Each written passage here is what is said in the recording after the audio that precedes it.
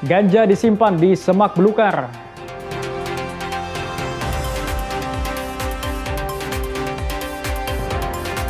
Lahan kosong jadi lokasi ternak ayam.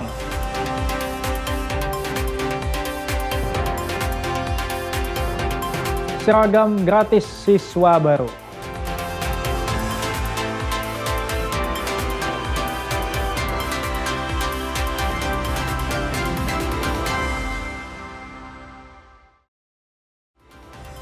Halo, selamat pagi saudara. Kompas Pagi hari ini hadir dengan sejumlah informasi penting dan menarik dari Sumatera bagian utara.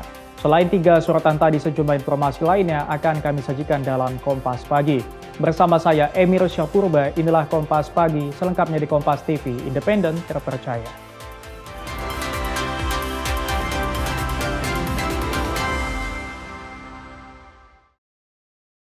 Saudara, seorang bandar narkoba jenis ganja diringkus personel Satres Narkoba Polrestabes Medan di kawasan Percut Setuan, Kabupaten Deli Serdang untuk mengelabui petugas pelaku menyimpan 9 bungkus ganja di semak belukar di sekitar rumahnya. Ini adalah rekaman detik-detik saat petugas Satres Narkoba Polrestabes Medan meringkus seorang pemuda berinisial AA yang merupakan bandar narkoba jenis ganja di Kecamatan Percut Setuan, Kabupaten Deli Serdang. Pelaku sudah cukup lama menjadi target polisi, usai dalam 1 bulan terakhir teridentifikasi sebagai pemasok narkoba ke Kota Medan. Polisi yang kemudian melakukan penyelidikan berhasil menangkap pelaku saat hendak kembali memasok narkoba ke Kota Medan. Dari tangannya petugas menyita 9 bungkus ganja kering yang setelah ditimbang beratnya mencapai 9,4 kg. Kasatres Narkoba Polrestabes Medan, Ajun Komisaris Besar Polisi Rafli Yusuf Nugraha mengungkapkan pelaku kerap menyimpan narkoba ke dalam semak belukar di sekitar rumahnya untuk mengelabui dan menghilangkan jejak dari polisi. Hasil pemeriksaan narkoba yang dipasok pelaku ke Kota Medan didapat dari seseorang berinisial I dan P yang berada di Kabupaten Mandailing Natal, Sumatera Utara. Polisi pun kini sedang mengejar pemasok narkoba tersebut dengan membentuk tim khusus. Tim selama kurun waktu 2 minggu mendengar adanya salah seorang inisial AA berusia 30 tahun yang aktif menjual narkoba jenis ganja ini, dan kami lakukan pengintaian berakhir di daerah tersebut dan kita ungkap sebanyak 9.475 gram ataupun 9 kilo lebih. Kita ungkap di semak belukar yang AA sembunyikan di luar rumah yang bersangkutan. Pelaku yang ditangkap kini terancam penjara selama lebih dari 5 tahun karena dijerat dengan Undang-Undang Nomor 35 Tahun 2009 tentang narkotika. Ferry Irawan, Kompas TV Medan, Sumatera Utara.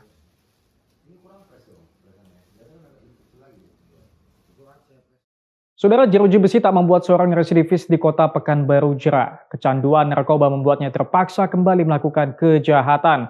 Kali ini dirinya menjamret tas wanita di kawasan Senapelan, Pekanbaru. Setelah melarikan diri, pelaku penjambretan tas milik seorang ibu rumah tangga ini akhirnya dibekuk polisi. Pelaku berinisial DH ini dibekuk di Jalan Kulim, Kecamatan Payung Sekaki, Kota Pekanbaru, Riau tanpa perlawanan. Pelaku beraksi pada bulan Mei lalu saat korban berinisial CT umur 36 tahun baru saja pulang berbelanja dari Pasar Sagu bersama anaknya menggunakan sepeda motor. Ketika melintas di TKP di Jalan Kapur, Kelurahan Kampung Baru, Kecamatan Senapelan, pelaku yang mengendarai sepeda motor mendekati korban dari sisi kanan, lalu langsung merampas tas yang tergantung di bahu korban. Meski korban sempat berteriak meminta tolong dan berusaha mengejar, pelaku berhasil melarikan diri. Akibat kejadian tersebut, korban mengalami kerugian sekitar Rp8.600.000. Dari hasil pemeriksaan, DH mengaku nekat menjambret karena kecanduan sabu dan judi online. Laki-laki inisial DH, yang mana dari laporan yang kami terima, laki-laki tersebut ada melakukan pencurian dengan kekerasan terhadap korban perempuan, yang mana saat korban perempuan tersebut melintas dengan menggunakan sepeda motor metik, lalu dibuntuti oleh pelaku, Dan saat tiba di TKP, pelaku tersebut langsung merampas sebuah tas yang ada dalam penguasaan korban. Saat ini pelaku DH kembali mendekam di balik jeruji besi dan dijerat pasal pencurian dengan kekerasan. Polisi juga masih melakukan pengembangan untuk menyelidiki kemungkinan keterlibatan pelaku dalam aksi kriminal lainnya. Saminu Ardi, Kompas TV, Pekanbaru, Riau. Saudara, personil Direktorat Reserse Narkoba Polda Sumatera Utara menggerebek sebuah rumah di pemukiman padat yang dijadikan tempat pembuatan pil ekstasi jenis baru. Polisi menangkap sepasang suami istri. Serbuknya videonya. Ini adalah rekaman video amatir yang merekam saat polisi menggerebek sebuah rumah di kawasan Mangkubumi, Medan pada 6 Mei lalu. Di rumah yang berada di pemukiman padat ini, polisi membongkar praktik pembuatan narkotika jenis pil ekstasi jenis baru yang dijalankan sepasang suami istri yakni G dan S. Keduanya menjalankan bisnis ilegal sejak 1 tahun terakhir dan mendapat bahan baku dengan cara membeli di e-commerce ternama. Narkoba yang diproduksi merupakan narkotika jenis baru karena kandungannya yang berbeda dari ekstasi pada umumnya. Jika biasanya ekstasi mengandung amfetamin, ekstasi yang diproduksi sepasang suami istri ini mengandung etomidate atau zat yang biasa ditemukan dalam vape narkoba. Direktur Reserse Narkoba Polda Sumatera Utara Komisaris Besar Polisi Andi Arisandi pada Selasa siang mengungkapkan kedua pelaku mampu memproduksi lebih dari 10 butir pil ekstasi tergantung pada pesanan. Pelaku hanya memproduksi narkoba jika terdapat pemesan yang menginginkan narkoba. Namun dari barang bukti yang disita dari pelaku setidaknya mampu memproduksi lebih dari 900 butir pil ekstasi dengan kandungan etomidate. Dan kemudian tergantung pesanan. Jadi produksi itu tergantung pesanan. Jadi kalau pesan merek ini sekian butir baru dicetak dan dibuat. Jadi dia tidak ready dalam bentuk sudah jadi. Jadi menunggu pesanan dari pemesan. Pak, dari mana mereka belajar meracik ini? Apakah ada yang mengendalikan untuk? Ya, informasi yang kami dapat dari keterangan, mereka mendapatkan ilmu atau mendapatkan pengetahuan menggunakan media sosial. Dalam kasus ini, polisi masih mengejar pemasok bahan baku kepada kedua pelaku yang identitasnya sudah diketahui. Ferry Irawan, Kompas TV, Medan, Sumatera Utara. Polda Aceh dan Polres jajaran mengungkap kasus perakitan senjata dan sejumlah kasus pencurian dengan pemberatan. Jumlah tersangka mencapai 500 orang. Rekan-rekan selama ini yang akurat, berimbang, dan Sejumlah kasus kriminal umum yang berhasil diungkap di Reskrimum Polda Aceh dan Reskrim jajaran Polda Aceh selama semester pertama tahun 2026 ini diantaranya curanmor sebanyak 223 kasus dengan barang bukti sebanyak 223 sepeda motor dan menangkap 229 tersangka. 157 kasus diantaranya berhasil diungkap. Dalam kasus pencurian dengan pemberatan ada 290 kasus dengan jumlah tersangka 297 orang. 150 kasus curat diantaranya berhasil diungkap. Sementara kasus pencurian dengan kekerasan berjumlah 31 kasus dengan jumlah tersangka 35 orang dan 27 kasus diantaranya berhasil diungkap. Selain kasus pencurian, ada kasus perakitan senjata dengan memodifikasi senapan angin menjadi senti rakitan dan menggunakan peluru kaliber 5,56 mm di Kabupaten Biren. selain gabungan dari Polda Aceh dan jajaran, kemudian bagi masyarakat untuk yang memang merasa kehilangan dari hasil pengembangannya bisa melaporkan ke Polres tempat dia melapor apakah kendaraan bermotor itu telah ditemukan, maksudnya sudah ditemukan atau belum. Namun untuk kasus-kasus yang sedang dalam proses penyidikan pasti akan dilimpahkan ke kejaksaan dalam konteks pelimpahan tersangka dan barang bukti akan dibawa ke persidangan. Namun untuk yang hasil pengembangan ditemukan, masyarakat yang merasa kehilangan bisa mengecek di Polres apakah memang kendaraan tersebut sudah ditemukan atau belum. Dari sejumlah kasus kriminal umum yang diungkap ini, ada 561 tersangka yang diamankan. Sementara ancaman hukuman kepada tersangka berkisar 5 hingga 12 tahun penjara. Mustajab, Kompas TV, Banda Aceh, Aceh. Saudara, Komisi Penyiaran Indonesia atau KPI Aceh tak lagi hanya mengawasi siaran televisi dan radio. KPI Aceh kini juga memperluas pengawasan ke berbagai platform media sosial. Kewenangan KPI Aceh dalam mengawasi konten di media sosial kini berpedoman pada pedoman perilaku penyiaran dan standar program siaran khusus atau P3 SPS Aceh. Pedoman ini secara khusus disusun untuk mengawasi lalu lintas konten di ruang digital dengan fokus pada konten yang dinilai meresahkan masyarakat. Di antaranya konten pornografi anak, terorisme, hingga konten yang berpotensi memicu kegaduhan publik. Setelah diluncurkan pada Februari lalu, P3 SPS Aceh akan disosialisasikan kepada masyarakat selama 6 bulan. Meski masih dalam masa sosialisasi, KPI Aceh telah mulai melakukan pengawasan terhadap konten di media sosial. Akun yang terindikasi melanggar ketentuan akan lebih dahulu diberikan peringatan dan teguran. Setelah masa sosialisasi berakhir, KPI Aceh akan merekomendasikan kepada Kementerian Komunikasi dan Digital untuk memblokir atau melakukan takedown terhadap akun yang terbukti melanggar ketentuan dalam P3 SPS Aceh. Jadi media sosial ini termasuk ke dalam penyiaran internet atau media baru. Karena melalui media sosial juga menyiarkan konten-konten tertentu yang juga bisa dilihat oleh publik. Makanya itu masuk dalam aturan penyiaran di dalam P3 SPS Aceh. Nah, ada beberapa konten yang memang masuk ke dalam kategori yang melanggar ya. Jadi menurut catatan kami itu hasil koordinasi dengan Komdigi RI, karena kami kan koordinasi merekomendasikan ke Komdigi RI konten-konten ini, itu ada 39 konten. Di antara 39 konten ini ada 3 konten yang memang bisa di take down sebelum 1 kali 24 jam. Itu kategori yang pertama itu adalah pornografi anak, kemudian yang kedua terorisme, kemudian yang ketiga yang menyebabkan kegaduhan publik. Jadi konten yang ketiga itu kita bisa langsung tuh merekomendasikan segera kepada Komdigi dan akan langsung di take down sebelum 1 kali 24 jam. Pengawasan dilakukan dengan menyaring dan menganalisis setiap konten negatif di media sosial oleh tim pemantau. Konten negatif yang banyak ditemukan seperti ujaran kebencian, sensualitas, berita bohong, penggunaan bahasa kasar hingga perilaku yang menyalahi norma, bertentangan dengan kearifan lokal dan syariat Islam yang ada di Aceh.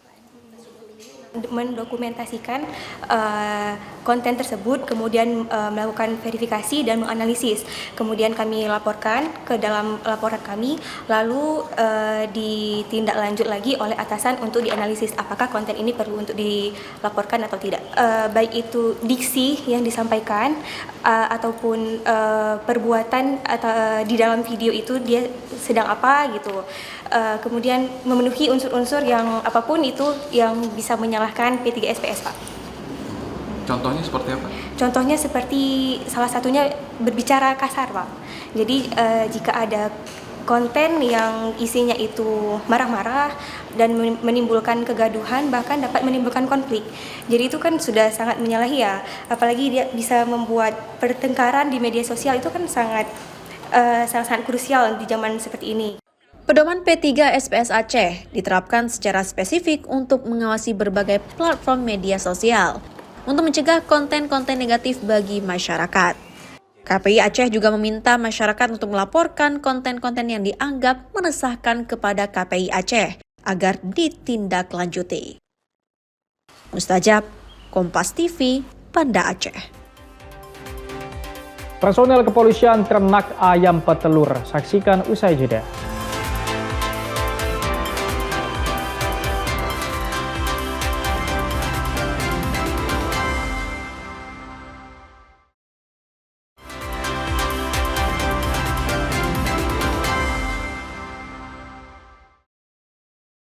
Saudara, personel kepolisian dari Polres Pak-Pak Barat, Sumatera Utara memanfaatkan lahan kosong di belakang kantor mereka untuk beternak ayam. Hasil ternak ayam petelur ini dijual dengan harga miring untuk masyarakat.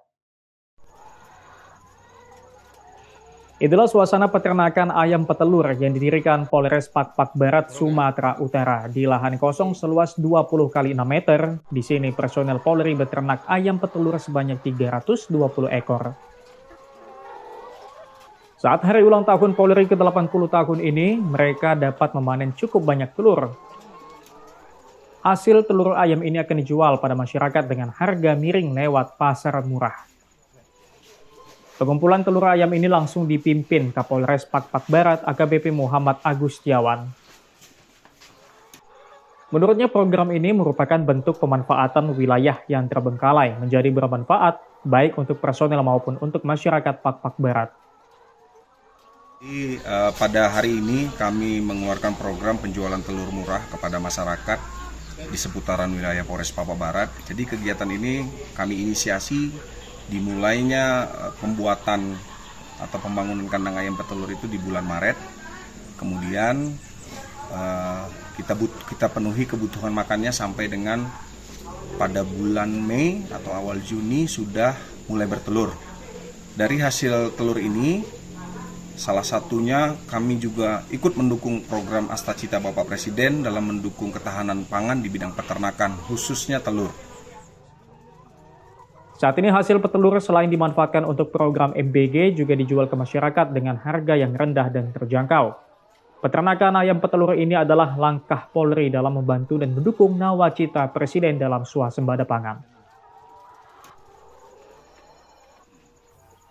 Tim Liputan Kompas TV, Pak-Pak Barat, Sumatera Utara. Saudara, harga daging sapi di Kota Medan masih mahal dan bertahan di harga Rp150.000 per kilogram. Begitu juga dengan berbagai harga kebutuhan pokok lainnya terus mengalami peningkatan. Kondisi perekonomian yang melemah ditambah harga naik membuat pedagang mengalami penurunan penjualan hingga 50%. Harga berbagai bahan pokok terus mengalami kenaikan. Kenaikan memang tidak signifikan, namun trennya terus mengalami kenaikan. Seperti di pasar tradisional Seisi Kambing Kota Medan Selasa siang tadi, pedagang mengalami penurunan penjualan yang dinilai akibat harga yang terus naik dan disertai melemahnya perekonomian masyarakat. Pedagang menyebut kenaikan harga sudah berlangsung dari awal tahun. Untuk bahan bumbu memang harga naik turun, namun tren harga mengalami kenaikan dalam semester pertama tahun ini. Harga cabai, tomat bertahan di harga tinggi.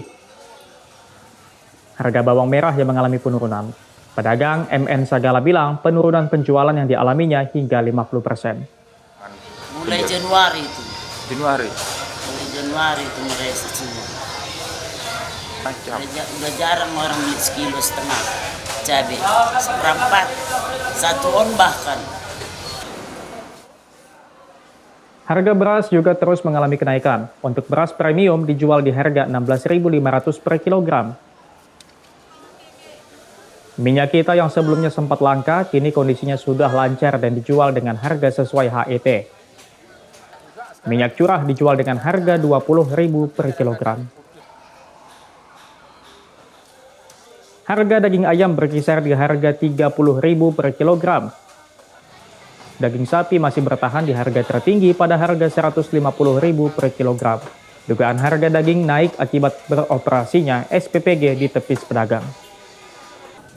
Pedagang daging Manang bilang harga daging sapi dan ayam tidak mengalami perubahan meski saat ini program MBG tidak berjalan. Ya harganya naik-naik tiap bulan, naik sedikit gitu. Nah, sampai sekarang ini harganya di 150 itu. Itu ada katanya sempat ada pengaruh harga daging itu dipengaruhi oleh SPPG. Itu gimana? Ya, mungkin ada yang bilang kayak gitu banyak sih karena katanya SPPG banyak ngambil gitu kan. Tapi sampai sekarang ini daging SPPG nggak ngambil pun tetap masih mahal. Memang iya, memang harga ininya dari timbang hidupnya udah mahal dia. Roganda Malau, Kompas TV Medan, Sumatera Utara. Saudara, Festival Marching Band digelar di Kabupaten Karo, Sumatera Utara. Sebanyak 11 peserta yang berasal dari berbagai wilayah di Sumatera Utara ikuti festival kali ini. Festival dibuka dengan karnaval parade peserta yang mengelilingi kota wisata Brastagi. Itulah Festival Marching Band yang berlangsung di kota wisata Brastagi. Festival Marching Band diikuti 11 kelompok dari seluruh Sumatera Utara. Festival ini dibuka dengan karnaval drum band yang mengelilingi kota wisata Brastagi. Sebanyak 11 peserta grup mengikuti karnaval yang selanjutnya mengikuti kompetisi drum band dan marching band yang berlangsung di Taman Mejuah-Juah kota wisata Brastagi. Salah satu peserta mengaku senang dengan adanya event ini, menjadi wadah bagi para peserta untuk memperlihatkan kemampuannya. Diharapkan event ini dapat terus berlangsung ke depannya. Medan. Grup kita apa namanya? Nakama. Drumline. Sudah berapa lama ikut event seperti ini? Saya 6. Gimana nih? Kalau untuk event di Karo berapa kali ikut? Baru sekali. Tadi kita dapat juara berapa nih? Alhamdulillah juara 1. Gimana? Seneng nggak dapat ada event-event seperti ini? Seneng kali. Panitia pelaksana mengaku kegiatan Festival Marching Band ini adalah rangkaian event Festival Bunga dan Buah yang menjadi event terbesar di Kabupaten Karo. Kedepannya event ini mampu menaikkan wisata khususnya di kota wisata Brastagi. Ini untuk EBB MPC, ini merupakan kegiatan kejuaraan marching band yang sudah dilaksanakan keempat kali, dan memang ini sebenarnya dari rencana awal dulu adanya EBB MPC, kita berharap ini menjadi pra-eventnya untuk Festival Bunga Buah Kabupaten Karo. Festival Marching Band diharapkan dapat memunculkan bibit-bibit atlet-atlet marching band baru yang membawa harum nama Sumatera hingga nasional. Hendri Setiawan, Kompas TV, Karo, Sumatera Utara.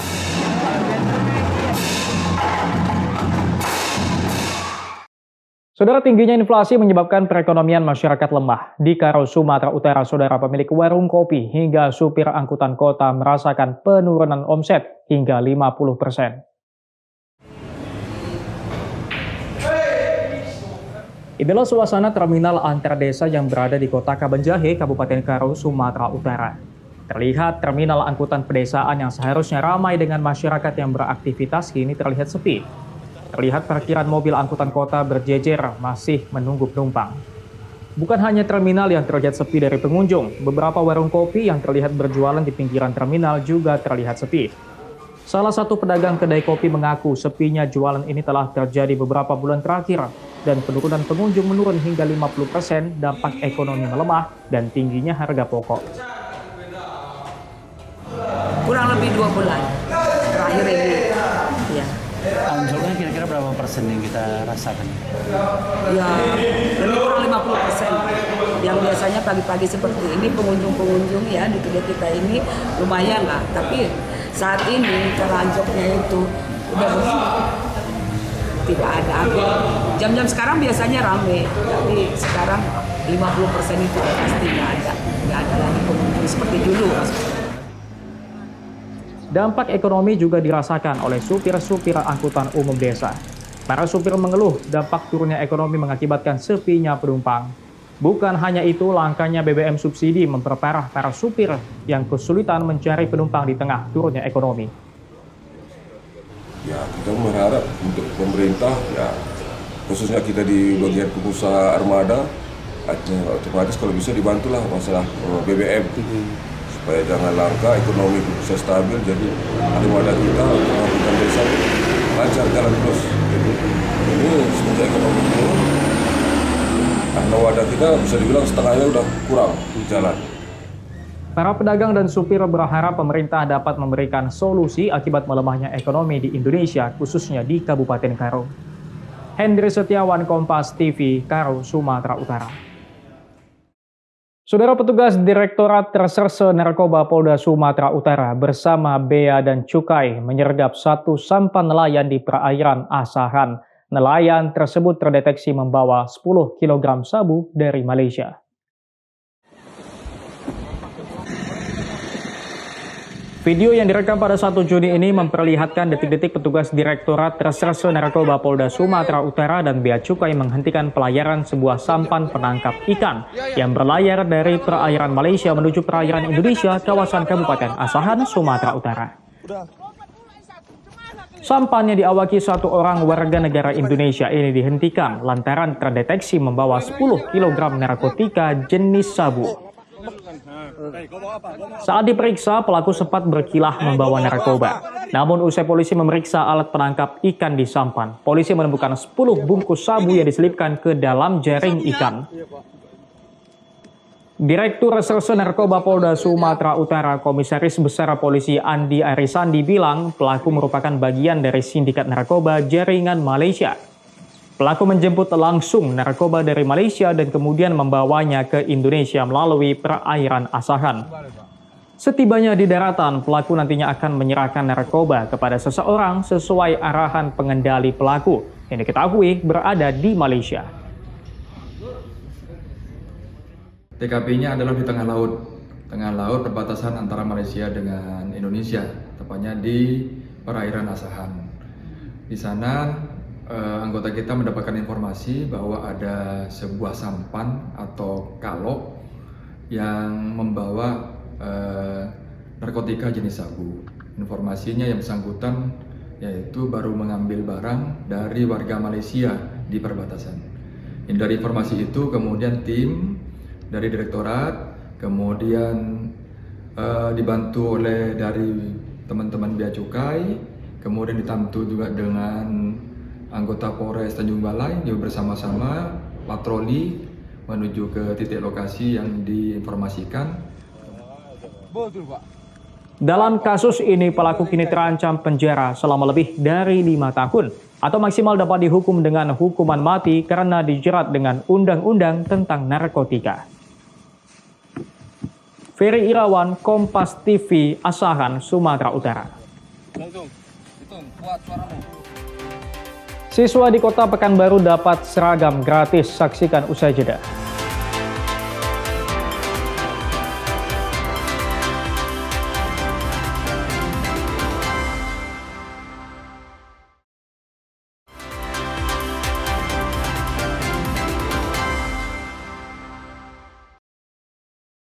Saudara, sistem penerimaan murid baru atau SPMB di sejumlah sekolah di Kota Pekanbaru mulai berjalan. Pada tahapan pendaftaran, pemerintah Kota Pekanbaru memberikan perhatian khusus memberikan seragam sekolah bagi siswa kurang mampu. Calon siswa bersama orang tua terlihat mendatangi sekolah pilihan mereka untuk melakukan pendaftaran sesuai jadwal yang telah ditetapkan. Tahun ini pemerintah Kota Pekanbaru memberikan perhatian khusus kepada siswa dari keluarga kurang mampu.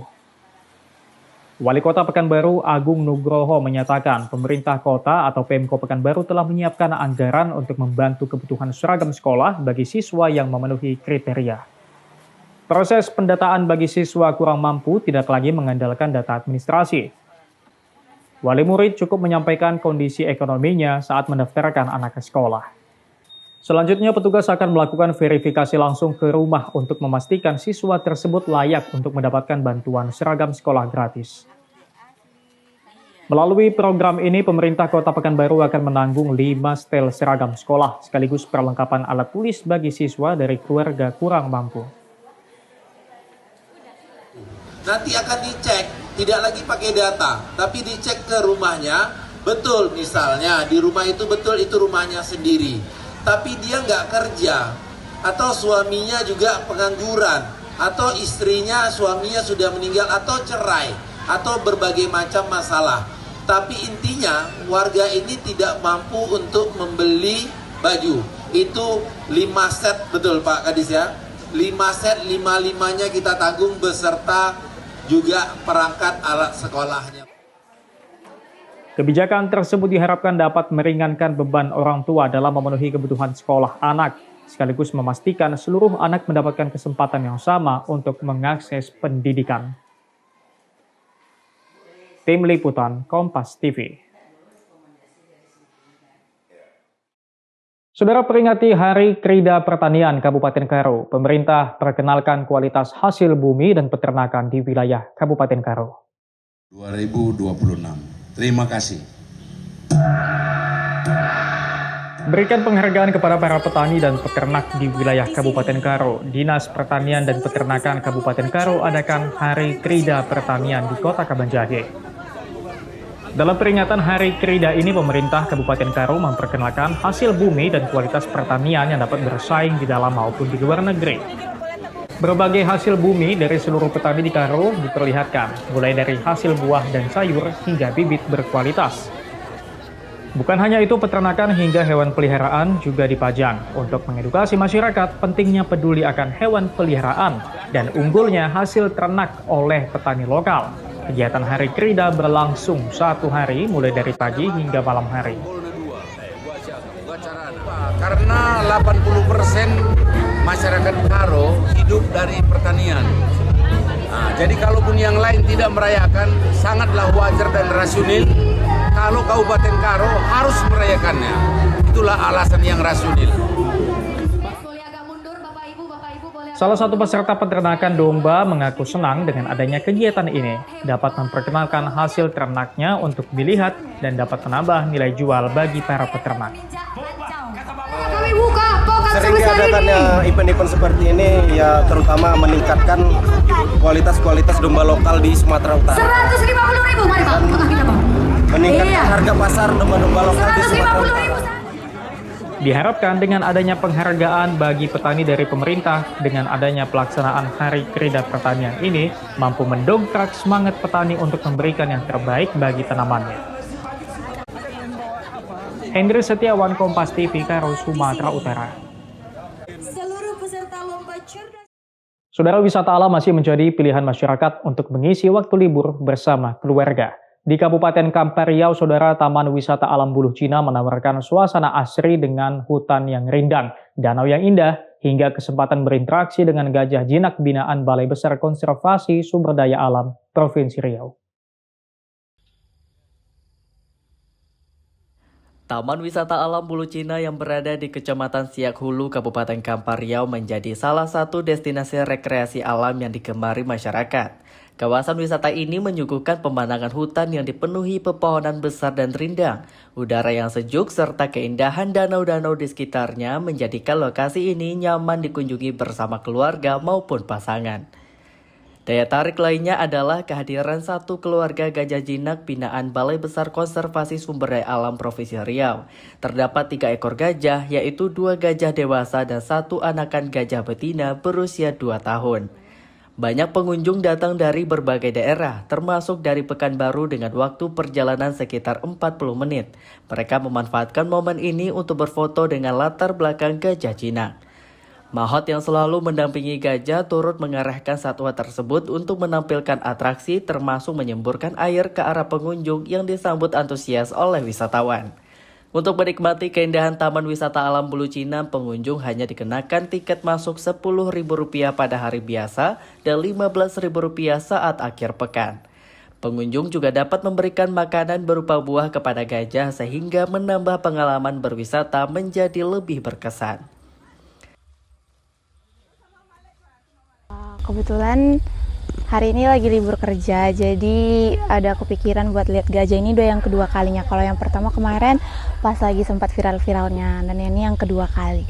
Dan di sini tempatnya nyaman sih, nggak yang berisik kayak di tempat-tempat lain. Terus juga yang jadi ininya juga ramah-ramah. Bapak-bapak yang kerja di sini sama semua pegawai-pegawainya ramah-ramah. Tiketnya 10.000, cuma 10.000 doang udah bisa sepuasnya sih, bisa keliling sana sini foto-foto. Terus itu juga bisa lihat gajahnya. Walaupun tadi sempat agak lama gajahnya, tapi pas sudah datang gajahnya senang sih. Spot paling menariknya itu di arah danau sih, karena danaunya bisa untuk tempat foto-foto estetik gitu. Terus itu kan di samping danaunya ada kayak pendopo gitu kan, bisa untuk santai-santai sekalian nunggu gajahnya datang. Taman Wisata Alam Buluh Cina memiliki luas sekitar 1.000 hektar dengan sejumlah danau alami yang menawan. Berdasarkan keputusan Menteri Kehutanan tahun 2014, pengelolaan kawasan ini diawasi langsung oleh Balai Besar Konservasi Sumber Daya Alam Provinsi Riau. Selain menjadi destinasi wisata, kawasan ini juga difungsikan sebagai lokasi breeding gajah jinak binaan BBKSDA Riau. Salah satu hasilnya adalah kelahiran anakan gajah betina bernama Dona yang kini berusia 2 tahun. Dona merupakan anak dari gajah betina Ngatini berusia 26 tahun dan gajah jantan Robin berusia 27 tahun. Keindahan alam yang tetap terjaga dipadukan dengan upaya konservasi satwa menjadikan Taman Wisata Alam Buluh Cina sebagai pilihan menarik untuk berlibur sekaligus mengenal lebih dekat kehidupan gajah Sumatera. Sawino Ardi, Kompas TV, Kampar, Riau.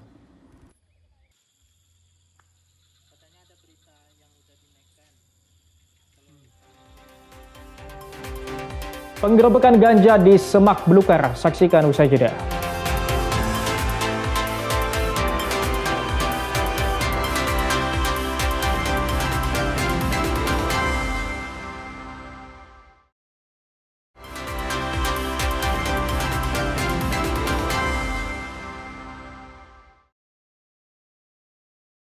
Saudara, seorang bandar narkoba jenis ganja diringkus personel Satres Narkoba Polrestabes Medan di kawasan Percut Setuan, Kabupaten Deli Serdang untuk mengelabui petugas pelaku menyimpan 9 bungkus ganja di semak belukar di sekitar rumahnya. Ini adalah rekaman detik-detik saat petugas Satres Narkoba Polrestabes Medan meringkus seorang pemuda berinisial AA yang merupakan bandar narkoba jenis ganja di Kecamatan Percut Setuan, Kabupaten Deli Serdang. Pelaku sudah cukup lama menjadi target polisi, usai dalam 1 bulan terakhir teridentifikasi sebagai pemasok narkoba ke Kota Medan. Polisi yang kemudian melakukan penyelidikan berhasil menangkap pelaku saat hendak kembali memasok narkoba ke Kota Medan. Dari tangannya petugas menyita 9 bungkus ganja kering yang setelah ditimbang beratnya mencapai 9,4 kg. Kasatres Narkoba Polrestabes Medan, Ajun Komisaris Besar Polisi Rafli Yusuf Nugraha mengungkapkan pelaku kerap menyimpan narkoba ke dalam semak belukar di sekitar rumahnya untuk mengelabui dan menghilangkan jejak dari polisi. Hasil pemeriksaan narkoba yang dipasok pelaku ke Kota Medan didapat dari seseorang berinisial I dan P yang berada di Kabupaten Mandailing Natal, Sumatera Utara. Polisi pun kini sedang mengejar pemasok narkoba tersebut dengan membentuk tim khusus. Tim selama kurun waktu 2 minggu mendengar adanya salah seorang inisial AA berusia 30 tahun yang aktif menjual narkoba jenis ganja ini, dan kami lakukan pengintaian berakhir di daerah tersebut dan kita ungkap sebanyak 9.475 gram ataupun 9 kilo lebih. Kita ungkap di semak belukar yang AA sembunyikan di luar rumah yang bersangkutan. Pelaku yang ditangkap kini terancam penjara selama lebih dari 5 tahun karena dijerat dengan Undang-Undang Nomor 35 Tahun 2009 tentang narkotika. Ferry Irawan, Kompas TV Medan, Sumatera Utara.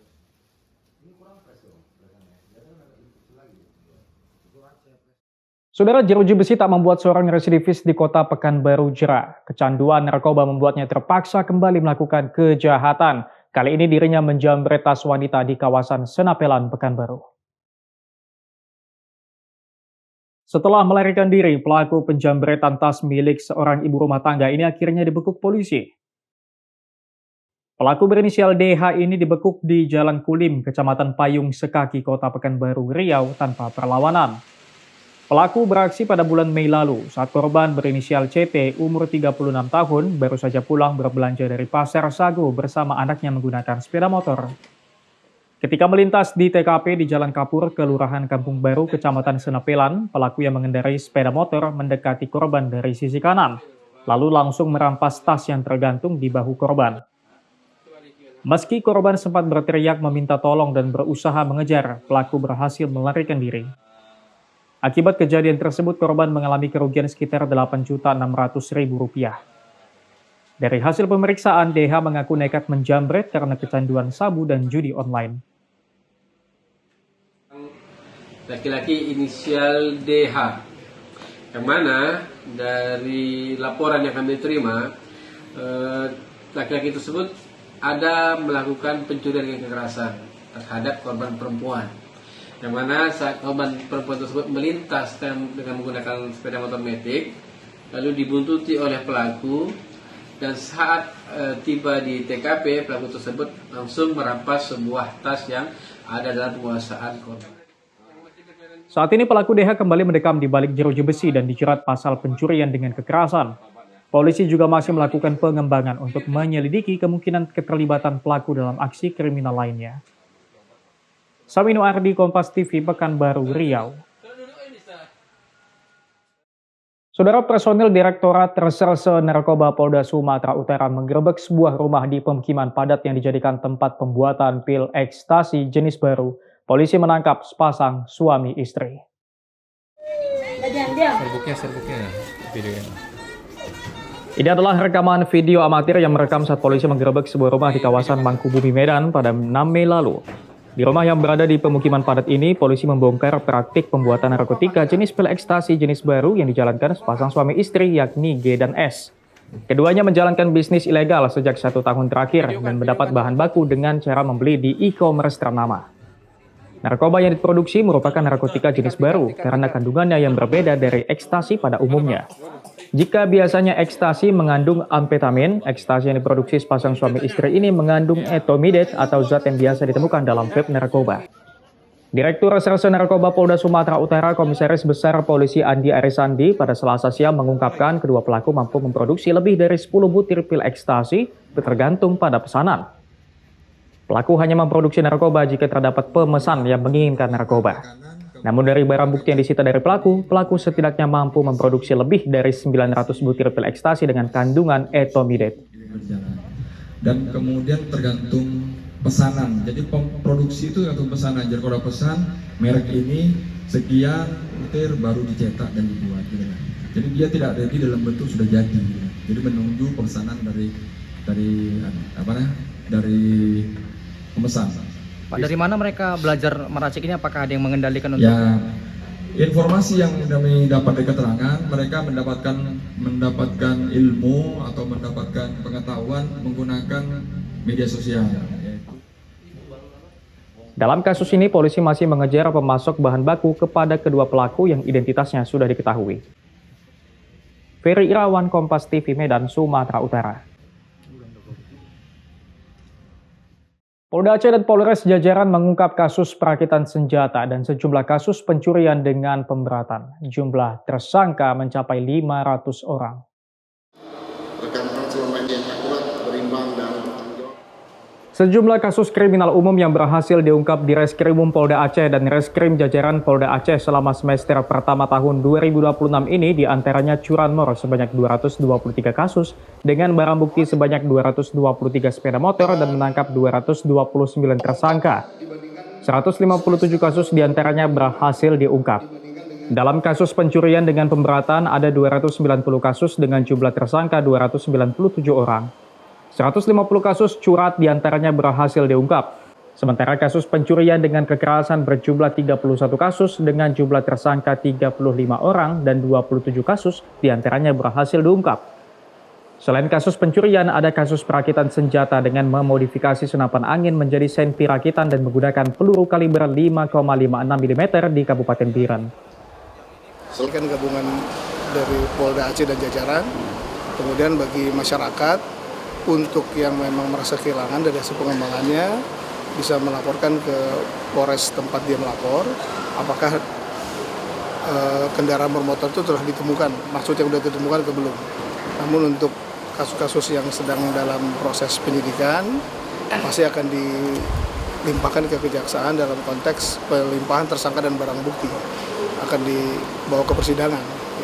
Namun untuk yang hasil pengembangan ditemukan, masyarakat yang merasa kehilangan bisa mengecek di Polres apakah memang kendaraan tersebut sudah ditemukan atau belum. Dari sejumlah kasus kriminal umum yang diungkap ini, ada 561 tersangka yang diamankan. Sementara ancaman hukuman kepada tersangka berkisar 5 hingga 12 tahun penjara. Mustajab, Kompas TV, Banda Aceh, Aceh. Saudara, Komisi Penyiaran Indonesia atau KPI Aceh tak lagi hanya mengawasi siaran televisi dan radio. KPI Aceh kini juga memperluas pengawasan ke berbagai platform media sosial. Kewenangan KPI Aceh dalam mengawasi konten di media sosial kini berpedoman pada Pedoman Perilaku Penyiaran dan Standar Program Siaran Khusus atau P3 SPS Aceh. Pedoman ini secara khusus disusun untuk mengawasi lalu lintas konten di ruang digital dengan fokus pada konten yang dinilai meresahkan masyarakat. Di antaranya konten pornografi anak, terorisme, hingga konten yang berpotensi memicu kegaduhan publik. Setelah diluncurkan pada Februari lalu, P3 SPS Aceh akan disosialisasikan kepada masyarakat selama 6 bulan. Meski masih dalam masa sosialisasi, KPI Aceh telah mulai melakukan pengawasan terhadap konten di media sosial. Akun yang terindikasi melanggar ketentuan akan lebih dahulu diberikan peringatan dan teguran. Setelah masa sosialisasi berakhir, KPI Aceh akan merekomendasikan kepada Kementerian Komunikasi dan Digital untuk memblokir atau melakukan takedown terhadap akun yang terbukti melanggar ketentuan dalam P3 SPS Aceh. Jadi media sosial ini termasuk ke dalam penyiaran internet atau media baru.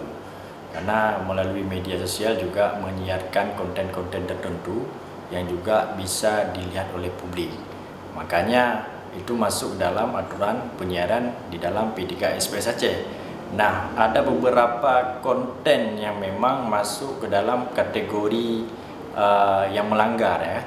Jadi menurut catatan kami itu hasil koordinasi dengan Komdigi RI, karena kami kan koordinasi merekomendasikan ke Komdigi RI konten-konten ini, itu ada 39 konten. Di antara 39 konten ini ada 3 konten yang memang bisa di take down sebelum 1 kali 24 jam. Itu kategori yang pertama itu adalah pornografi anak, kemudian yang kedua terorisme, kemudian yang ketiga yang menyebabkan kegaduhan publik. Jadi konten yang ketiga itu kita bisa langsung tuh merekomendasikan segera kepada Komdigi dan akan langsung di take down sebelum 1 kali 24 jam. Pengawasan dilakukan dengan menyaring dan menganalisis setiap konten negatif di media sosial oleh tim pemantau. Konten negatif yang banyak ditemukan seperti ujaran kebencian, sensualitas, berita bohong, penggunaan bahasa kasar hingga perilaku yang menyalahi norma, bertentangan dengan kearifan lokal dan syariat Islam yang ada di Aceh. Mendokumentasikan konten tersebut, kemudian melakukan verifikasi dan menganalisis. Kemudian kami laporkan ke dalam laporan kami, lalu ditindaklanjut lagi oleh atasan untuk dianalisis apakah konten ini perlu untuk dilaporkan atau tidak.